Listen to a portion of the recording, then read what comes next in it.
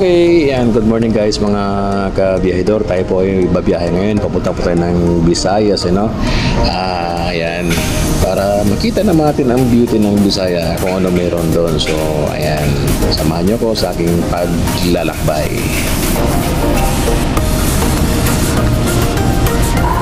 Yun na nga, ayan, kita naman na nasa probinsya na tayo ng Quezon mga kabiyahidor. Ito po ang ganda ng tanawin sa bukid tabi ng kalsada to. Ayun, may mga dahon ng saging, nasa sariwa, green na green yung mga puno dyan, At yun, nandito na rin po tayo, dadako naman dito sa ating mga karagatan. Ayan yung ating karagatan, napaka-relax naman po ng ating kaisipan pag nandito na tayo sa gilid ng dagat. So, relax na relax, ayan. Ganda ng tanawin pag nasa dagat ka. Okay? So, nandito na tayo at ito na nga, ayan, masaksihan naman natin dito yung mga tinatawag nilang muro-ami. Ayan. Yung muro-ami nga pala guys, yan yung mga nanghingi sila ng pera, bare-bare lang, hagisan mo sila diyan sa dagat. Ayan, so nakalangoy sila, hagisan mo sila ng barya. Sisisirin nila yung mga barya na yan. Piso, 5 piso, 20 kung magkano ang hulog natin dyan. Sinisisid nila dyan. Yan, kita natin may mga bata pang sakayan sa bangka nila, yan ang ginawa nilang hanap buhay. Yung nanghingi ng mga barya-barya, So, ayan. So, may bata doon sa bangka, Ayan, nakakatuwa kasi yun ang hanap buhay nila dyan. Nasa pantalan sila, nasa pier. Yun ang ginagawa nilang hanap buhay. Ayan.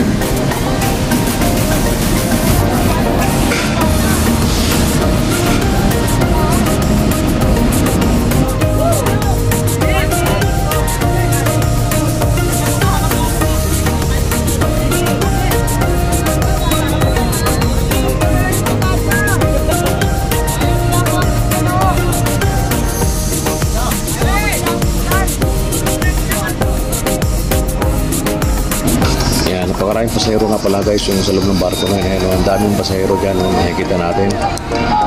So lahat ng tinitingnan nila dyan yung mga naliligo nga, yun ang mga nanghingi ng pera, piso-piso, 10 piso, 20 kung magkano bigyan natin 10 buo, ganyan. So ang daming pasahero, ayan, may nakalapag na sa flooring.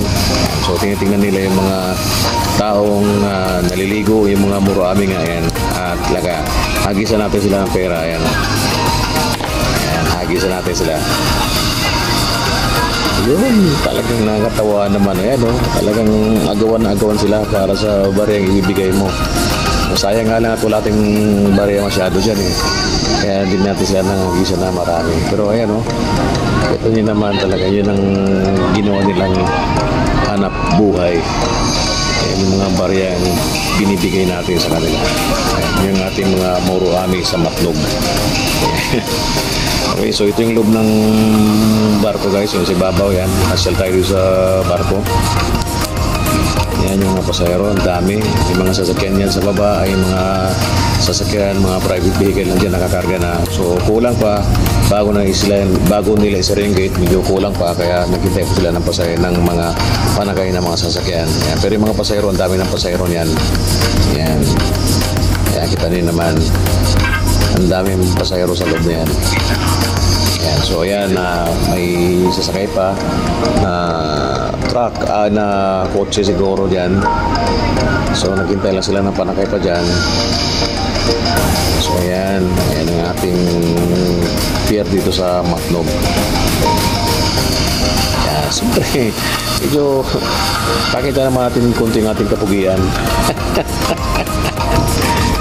Ayan, yan tayo.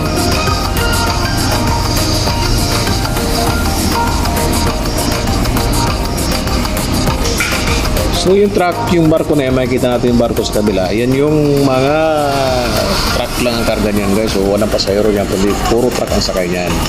Yan, hindi kasi sinasama dito sa mga pier yung puro truck. Ibang barko ng cargo truck ang sakay. So kung mapapansin natin guys, kung makita nyo naman, puro truck yan. Ayan, puro truck yung ating makikita yan sa kabilang barko na yan. Ayan. So itong barko naman sinasakyan natin, ito naman may mga pasahero. May sakay dito mga sasakyan pero mga private vehicles at saka mga passengers bus. Yun ang sakay ng barko na sinasakyan natin. So ayan, again, nandito pa rin sa pier ng Matnog. Babiyahe tayo patawid papuntang Allen. Ayan. So ito yung pantalan ng Matnog.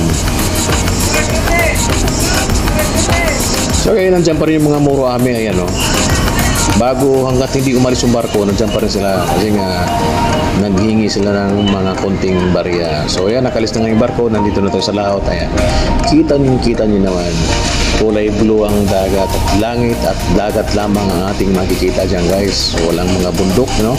Nasa gitna tayo ng laot. So ayan, yun ang tanawin pag nasa dagat ka na.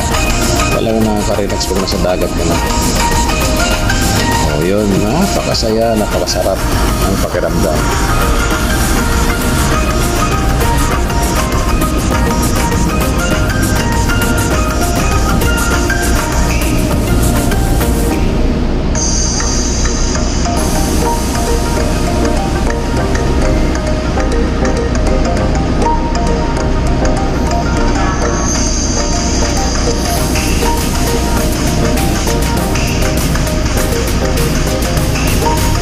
Okay guys, so hindi na natin nakunan ng video yung paglapag natin sa Allen. So ngayon nandito na tayo sa Samar.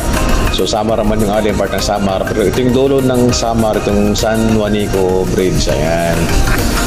So shout out sa iyo, Ginong Gitaysar. So nag-request yung driver. So dito na tayo sa San Juanico Bridge guys. So ayan o. So part na to ng Samar.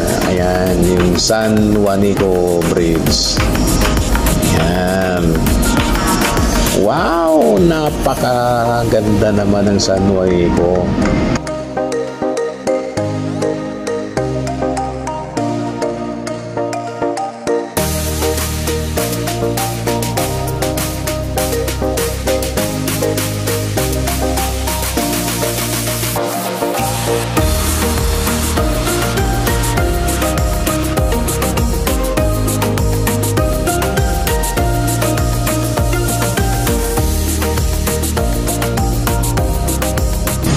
So, yung guys, malapit na tayong makatawid sa San Juanico Bridge. Pagbaba nito ay parting Leyte na po, no?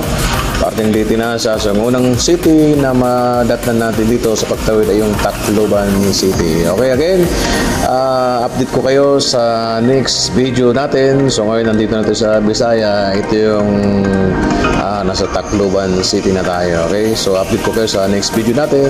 Thank you for watching.